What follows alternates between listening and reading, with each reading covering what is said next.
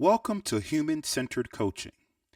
In this module, we will discuss the core components of human-centered coaching, as well as provide you with some best practices that you will be able to implement in your day-to-day operations in working with the residents of DC.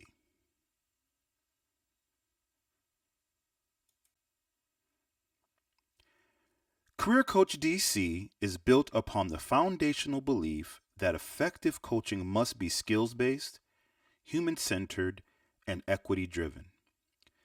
In addition, it is critically important that coaches have access to continual training, up-to-date technology, and high-quality data. When these skills and resources come together, coaches are able to better serve job seekers.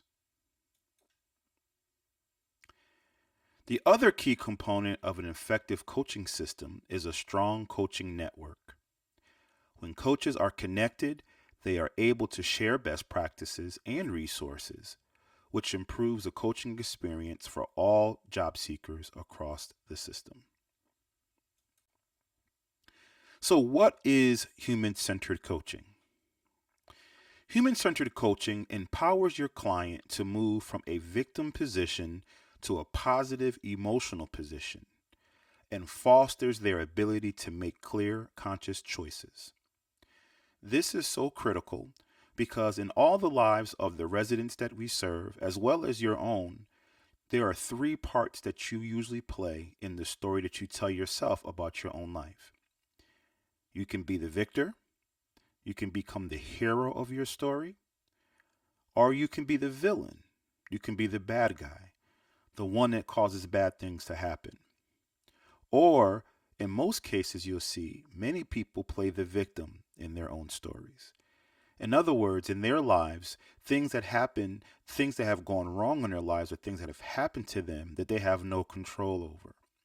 And therefore, they usually go through life feeling disempowered, feeling like they have no control, that they are subject to the whims of life. Basically, whatever happens, the hand that was dealt to them, that's all that they have. And when you take a human-centered coaching approach, what you're doing is you're approaching it and you're helping them to move from that victim position to one of a positive emotional position. And we will discuss that in greater detail as we go through this module.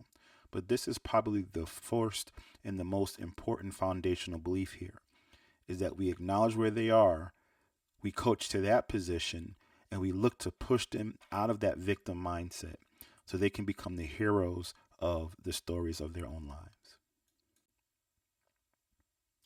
So there are three key things upon which human-centered coaching is built upon. First is coaching to the emotional position first, recognizing that the individuals that we are serving in our programs are emotional beings who are having an emotional experience. We also recognize in this that emotions in and of themselves are not negative. It's just the way that we respond and react to our stimulus that are around us. But when we have a human-centered coaching approach, we recognize that. We recognize that individuals, including ourselves, respond to things first from an emotional place. So as a human-centered coach, you acknowledge that and you use that to your advantage. The next kind of key belief or foundational belief is that we move from a judgment mindset or an assumption mindset to one of curiosity. I have found and discovered working with many professionals in this industry and in this field of workforce development or human services or social services. What tends to happen is that professionals in these fields quite often assume the role of expert of other people's lives. But when we adopt human-centered coaching, we are moving from a mindset of judgment and assumption, assuming that we know everything about them, or making judgments about the individuals that we are serving, whether it's based on gender, ethnicity, race, or neighborhood, or district, or ward. And instead of building our approach based on assumptions and judgments, we actually move to one of curiosity, becoming genuinely curious about the individual that we are serving. And finally, we empower our clients to consciously choose. That means that when we take on the human centered coach approach, it's all about empowerment. One thing I like to say is that human centered coaching is not something that you do to and for someone, but something that you do with them. They are empowered to take part in their own progress, in their own success. Human centered, as the name kind of suggests, is that they are at the middle, they are at the center of the interaction.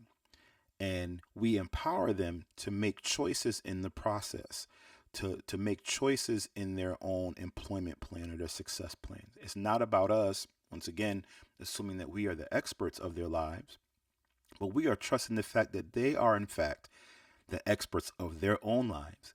And we have to do the work to give them the power back to make choices for their lives.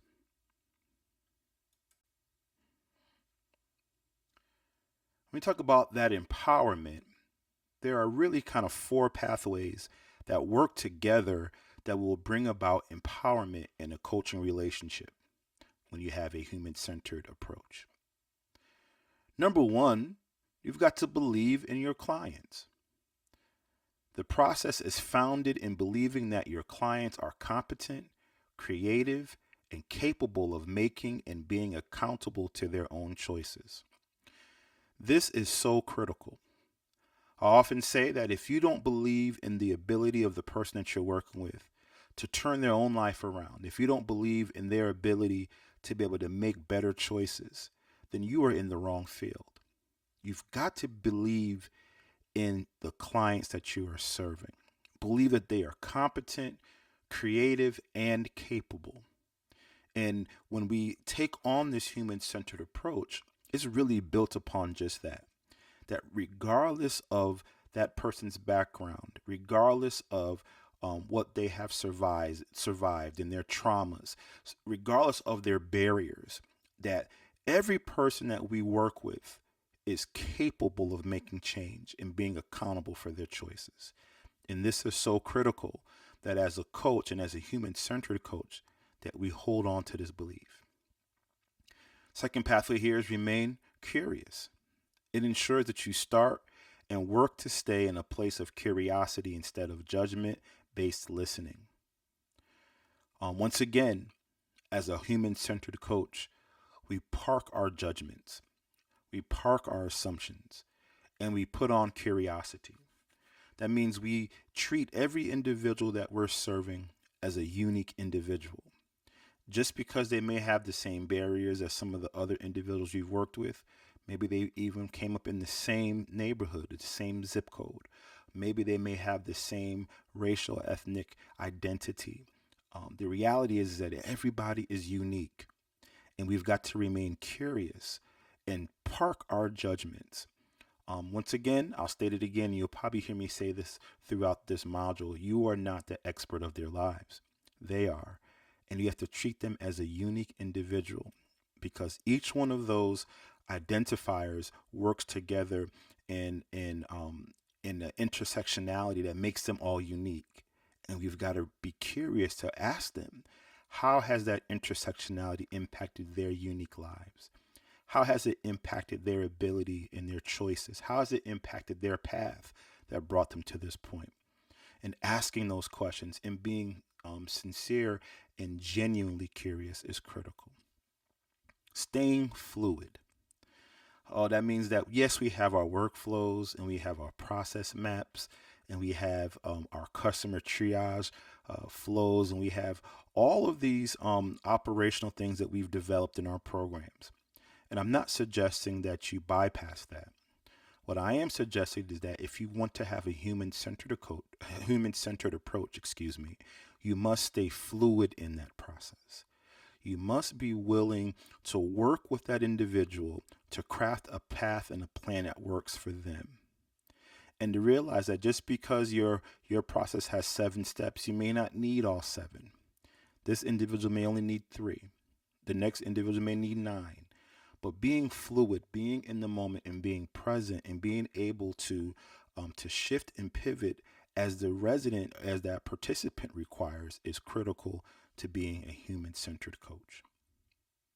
And last but not least, remembering whose agenda is it?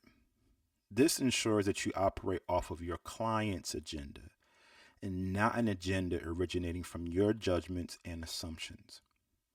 Once again, we talked about parking those judgments because when I approach this from a judgment mindset, then I automatically put you into a path that I think is best for you without hearing from you, without really being attentive to what your unique needs are. Remember, it's not your agenda. I'll also insert here is that the agenda of our programs is not performance. The agenda of our programs ought to be impact. And if I pursue impact as a coach, performance will come.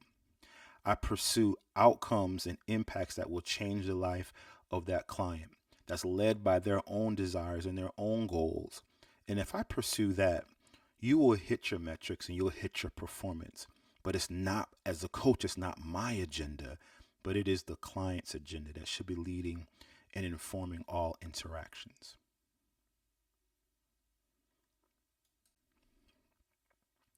So when we talk about kind of coaching to the emotional position first, one of the critical skills that you need to have as a human centered coach is having the ability and the skill to, first of all, regulate your own emotions and then to work with your client to helping them do the same. You will see on the screen several strategies that you can utilize in this process. Whether it is box breathing, power posing, getting up, moving, and walking, taking out intentional time and space just to be centered and to be present with your own self, understanding the value of reaching out for help, knowing that when you're working with somebody, helping that client understand that they are not in this process alone. Being able to take a step back sometimes and take a big picture perspective at what's happening, what's going on. Teaching your resident, teaching that participant to not be so consumed by what's in front of them that they lose sight of the big picture. And helping them to really identify those core values and allowing them to be led by values. Now, this whole situation here that we just talked about could really fill up a whole entire training. What's important for this context is that you have to have this skill in your toolkit readily available. Because if you've done any work in the space of human services, social services, or workforce development, working with individuals who sometimes have significant barriers, we've all have been in a situation where clients have come in and they've been dysregulated. They've been, their emotions of getting the best of them. And we can't act like that's not there. And we can't just move on to try to go through our checklist of things to do. Being a human-centered coach means sometimes pausing and addressing that first so that we can move forward in a productive manner. So these are some skill sets that you need to add to your toolkit. And I would even admonish you to do research on ways that you can de-stress situations, that we can de-escalate heightened situations, and that we can become even more emotionally intelligent. And we're going to be talking about that later on in the module as well. So I want to ask you just to pause here for a moment, and I want you to think about what do you do to um, calm emotions. What are some of the methods that you employ that you do? Think about your own personal life. How do you de-escalate your own self? Because these are the same techniques that you'll be able to share with your participants as a human-centered coach. Is it prayer? Excuse me. Is it meditation? Is it getting up and going for a walk? Is it counting backwards from 10? Is it just sitting calm? Is it listening to music? Is it talking to people? What things do you do when you are faced in stressful situations? And take those same things and present those to the participants of your programs. These are tools that they're going to need not just to make it through your program, but to really help them and empower them for the rest of their lives.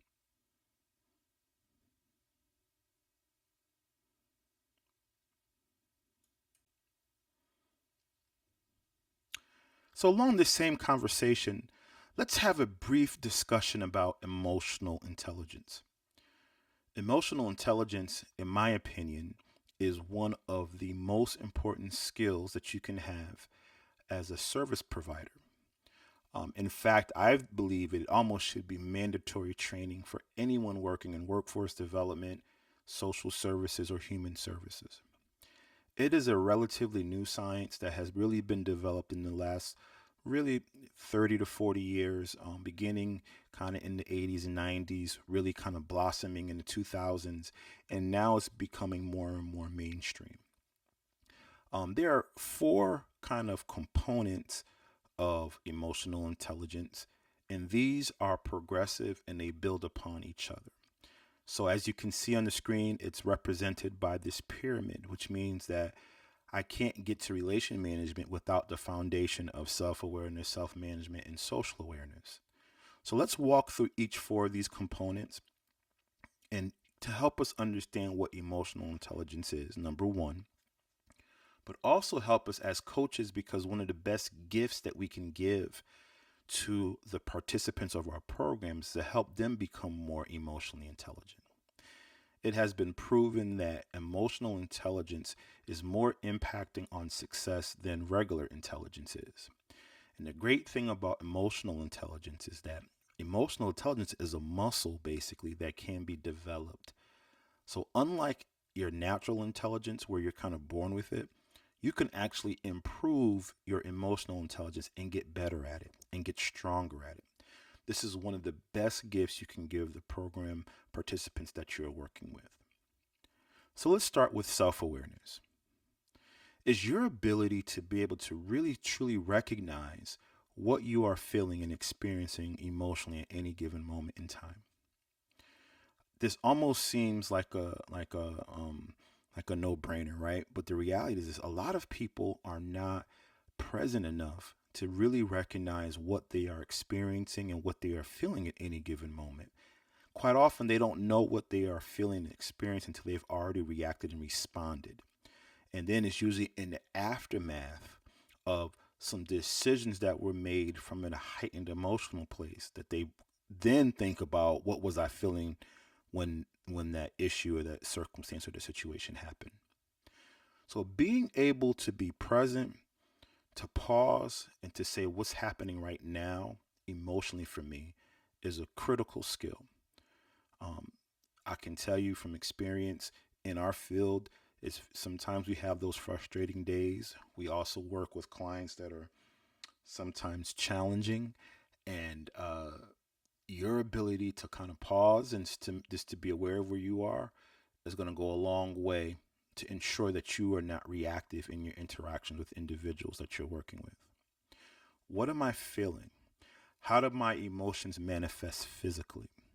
Are there any tells? Do I get headaches? Do I get stomach aches? Um, and what's critical here is assessing where you are without judging yourself. Earlier, I said that emotions in and of themselves are not good or bad, they're just emotions, which means that I can experience anger and I have to allow myself to experience that without judging myself for it. I can probe and kind of figure out what brought me to this place, but I've got to learn how to understand without judgment. After self awareness is self management. Because now that I'm aware of what I'm feeling and I'm aware of kind of what's happening on the inside, now I have to put some tactics and strategies in place to ensure that I'm then managing my behavior from that point. This allows me to experience emotions, but to block emotions from being in the driver's seat and causing me to do things that I will later regret. So it's not enough to just know what I'm feeling, or it's not enough to know that I'm angry or to know that I'm frustrated. But I also have to have some strategies in place that would allow me then to manage that so that I don't act out of that place and that my behaviors, while they're not driven by the emotions of a particular moment. Now, after we've done self awareness and self management, only then can we really work on our interactions with um, our colleagues, our family, and friends around us. A lot of us try to jump and skip over the self work to get into trying to help somebody else or to do work on a relationship and the reality is I can't work on a relationship, whether it's with a spouse, whether it's with a child, a coworker, until I do the work on myself first. So we have social awareness or empathy. It's your ability um, to be once again present enough where I can kind of see where that other person is. I am able and willing to to see the world through the lens of this individual that I'm interacting with. That's that empathy. I'm willing to see the world through their lens. As we all heard, I'm willing to walk a mile in their shoes. I'm aware of what's going on around me. I am not just listening to the words that you're saying, but I'm paying attention to your nonverbal communication. Because quite often, nonverbal communication is going to tell me even more than what's coming out of your mouth directly. This is all part of social awareness or empathy. This is work, but this is the thing that will really make the difference as a human centered coach. Your ability to curb your judgments, curb your assumptions, and quite often, can we be honest, some of the things, our own personal struggles and issues and challenges, right? Curb it for a moment and be present with the person that we're working with. Be empathetic. Look at the world through their lens. Ask yourself, if I were in their shoes, what would it feel like? Ask yourself, you know, uh, if that was my reality, how would I respond to it? That's that social awareness piece. Being present, listening, watching, engaging in active listening is so critical here. And then once I've done that, now I can move into the fourth kind of component, which is relationship management. The ability now to create an environment and a situation where this relationship can be a productive relationship. And you're talking about being a human centered coach, you're talking about your ability to interact, provide services, to engage this individual that will result in life changing impacts and outcomes for that individual and their family. That can only happen when I've gone through the other steps. That means to have relationship management, I have to have great communication skills. I have to have great listening skills. I have to engage some other skill sets, such as motivational interviewing.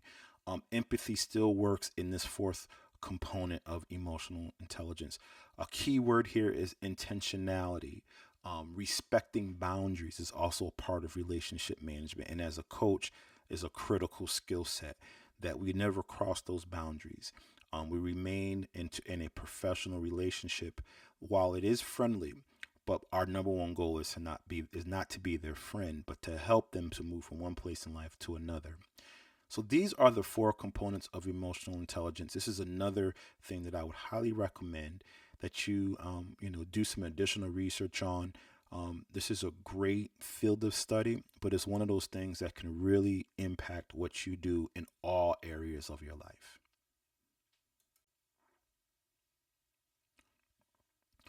So as you are starting to kind of work with a client and having this human-centered coaching approach, one of the first things that's going to be really important for you to do, probably the first step in the journey, this coaching journey, is to really get clear on the client's current state.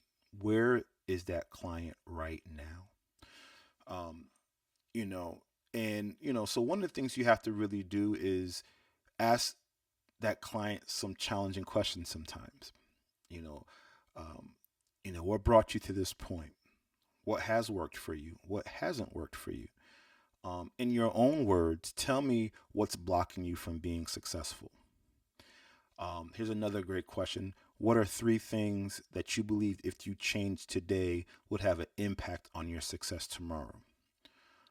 What are three habits that you are currently engaged in that you believe are blocking your ability to be as successful as you want to be? These are things where you can get clear on where they are right now. And quite often, this could be challenging and painful sometimes when you have to work with a client because you can remind them because this can often remind them how far they are from their goals. So you almost have to really put on the white gloves here and handle this with, and be delicate and gentle, but make sure that you're still intentional about it. You're asking those questions, you're engaging them. We're not telling them where they are, but we're getting them an opportunity to define where they are. And at the same time, quite frankly, to be able to define where they want to be. And that's how you balance this conversation. So it's not just all bad and everything that's wrong with me, But then let's get them forward thinking. All right, so what are three things that you look forward to on the other side of this program? Or if you had all the power in the world, what would you change to make your life better? And what you're doing is you're getting them into the empowerment mindset, because if you notice all of these questions, nowhere in the line of questions are we talking about what you as a coach are going to do for them. You're asking them, what have they done? What would they change? What things could they stop doing? What things should they start doing? It's all about you're empowering them. You're putting the onus on them to own this process, and you're there to help and support them. But this is a critical state in the coaching journey, is getting clear on where they are and getting them to articulate where they are, having a reality based conversation about what's actually going on right now in the moment, identifying those barriers. Some of those things may not be in your checklist. Some of the barriers they have are barriers in their own thinking, barriers in their habits that are not on your checklist. So you have to kind of probe more than just your kind of case management by checklist and figure out what's happening with this client right now. And that's really an important part of getting clear on their current state.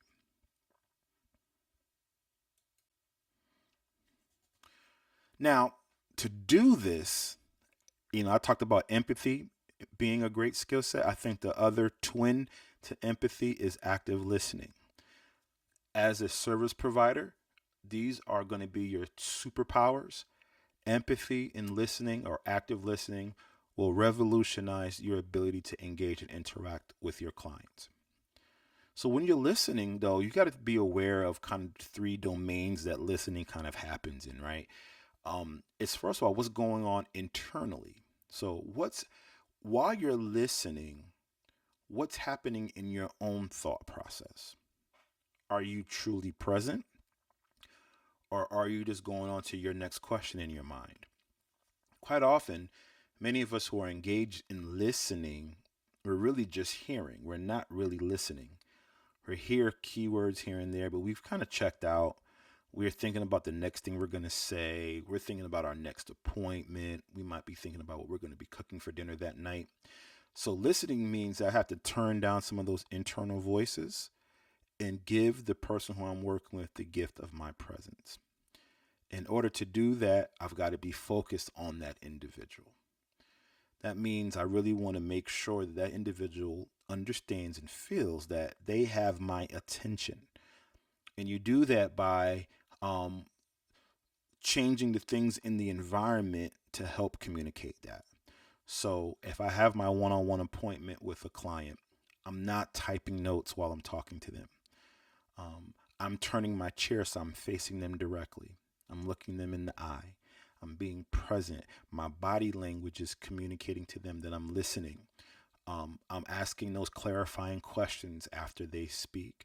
I'm asking. I'm giving them a feedback, and I am reflecting what they've said to let them know that I'm listening.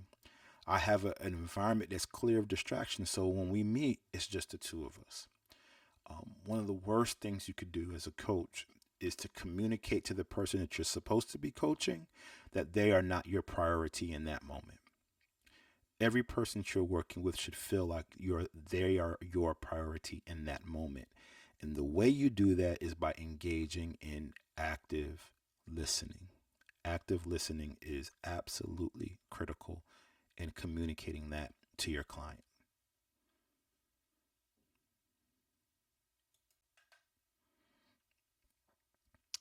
Another key component of coaching is questions.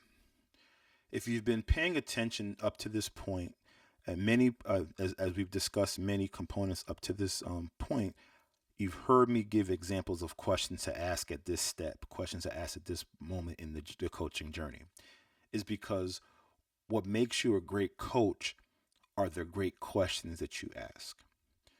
Coaching is less about telling and more about questions. It's more about asking. What asking does, two things. It empowers that client to be able to articulate where they are. It gives them a chance to discover things that they would not have discovered if you told them. I often call it, don't rob your client of the aha moment. And sometimes you have to ask questions that you do know the answer to, but you give the client the opportunity to work through and process to those answers. So here are some tips that you can utilize to help you become better at asking questions. You want to use more short, open-ended questions. And I'll also will connect step number 2, which is use yes and no questions sparingly. So when you're interacting with your client, you want to really uh, uh, you want to remove as many of those yes no questions from your interaction as possible and replace those with short open-ended questions. So let's think of an example. Instead of saying do you have you had any interviews in the last 6 months? So that's a yes or no question, which is a relevant question, right? Especially if you're working with a job seeker.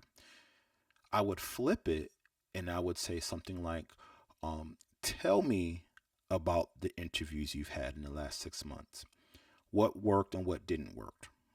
Another question is, walk me through the process of how you prepared for the interviews you've had in the last 6 months. Tell me a little bit about what you felt while you were being interviewed. What emotions were you experiencing?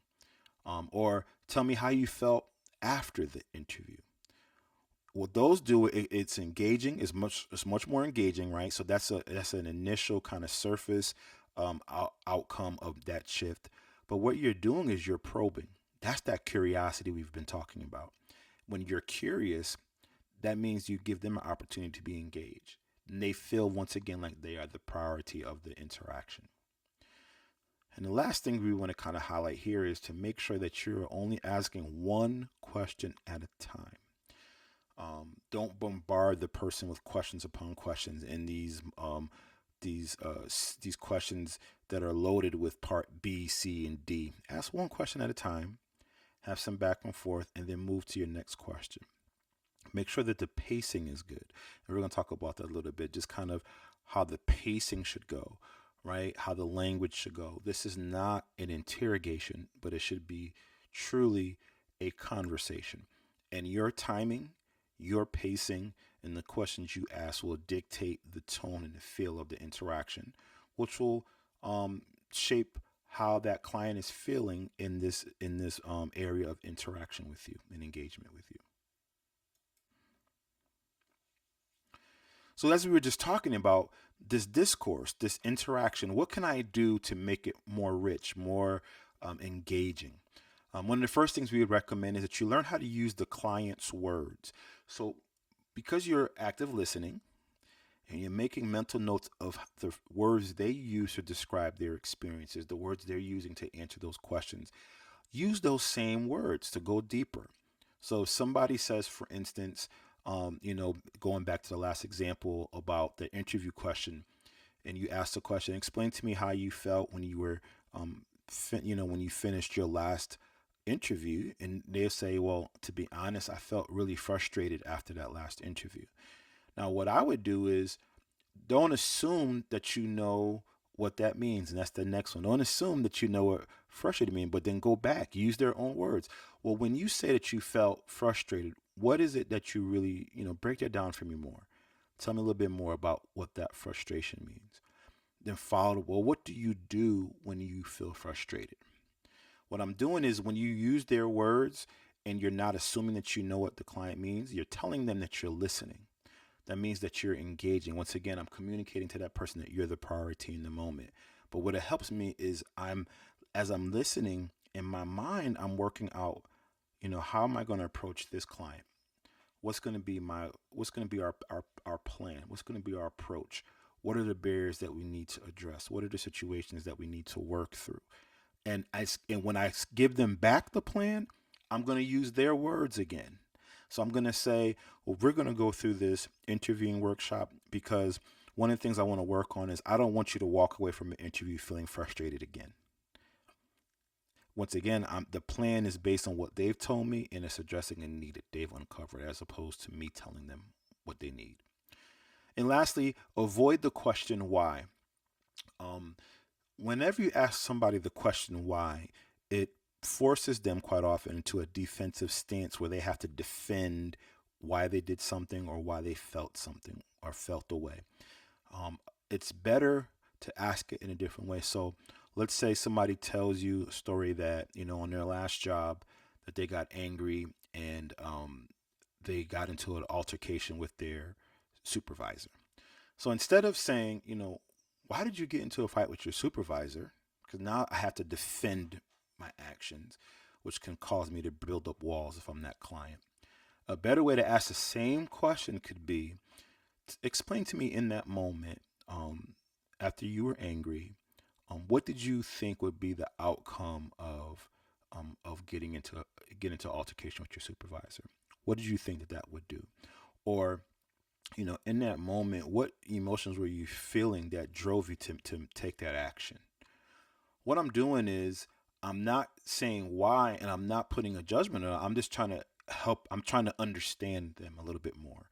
And when you have a human centered approach, it's, once again, it's not about me and my assumptions and my judgment. Now, we all know that was a bad decision to get into altercation with the supervisor, but I'm not going to go into it with an assumption. I'm going to still be curious. What was going on? What were you feeling? Um, what was it? What was it about what they said or did that made you get that angry? What are some ways, now that you've gone through it, would you do it any differently this time? What's one thing you would do differently? Um, and here's where, as a coach, and this is probably one of the best questions that you can always ask a client. What can I do as your coach to help you so that you never make that decision again? What are some ways that I can help you? This is how you create meaningful dialogue and meaningful interaction and discourse with the clients that you are serving.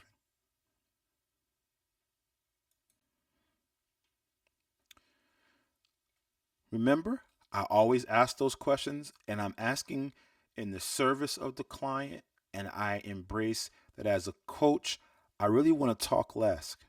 I want them to do most of the talking. I want them to be the center of the interaction. Quite often, once again, I said this earlier, is that we as human services professionals and workforce development professionals, we tend to think that we are the experts and we know exactly what this person needs. And unfortunately, that's really based on assumptions and judgments. So what I'm doing is I want to be curious. I want to ask those questions. I want to probe, not for me, but I want to help the client understand a little bit better. And then I want to be comfortable with talking less. I want to be comfortable sometimes with the pregnant pause or silences that may happen when I ask questions. And I want to be comfortable with not having to lead the conversation, allowing them to lead the conversation. The more I get them talking, the better I'm going to be able to serve them as a coach when I take this human centered approach. And last but not least, and this is what we've been saying all day, um, is staying curious, always asking those questions. And I want to leave you with something that I think is going to be so critical that you must embrace as a human centered coach. It is not our job to fix, but rather to empower. If I take on the mindset and the approach that I've got to fix this person that's in front of me, what I'm also saying is that this person in front of me is broken. And when I change it from I need to fix them, that I need to empower them, is that when I take an empowerment approach, I have an assumption, and this is a good assumption, that this individual is competent and creative and capable enough of making decisions and making a change in their life. Because when I empower you, that means you already have some of that power. So I want us to remember that it's not your job to fix, but rather to empower and to remain curious as a coach. Ask the questions, never assume, and never judge. So that brings us to the end of our module on human-centered coaching. Now, this is just a overview to give you some best practices that you can apply to your day-to-day operations. There's so much more to go into it. But we thank you for your time and attention during this module. Have a great day.